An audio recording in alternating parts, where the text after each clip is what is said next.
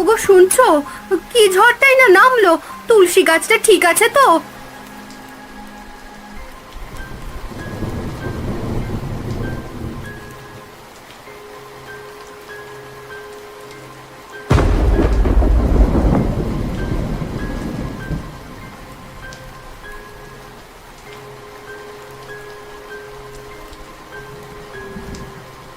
কি করছো কি তুমি?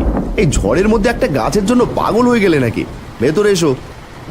দেখছো না কি অবস্থা গাছটার? আমার ভয় করছে। একটা গাছ ওটা সুধা, ওর কিছু হলো আবার একটা পুঁতে দিলেই তো হবে। নিজের শরীরটার কথা তো ভাববে।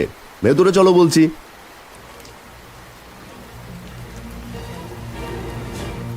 ছেড়ে দে, আমাকে ছেড়ে দে।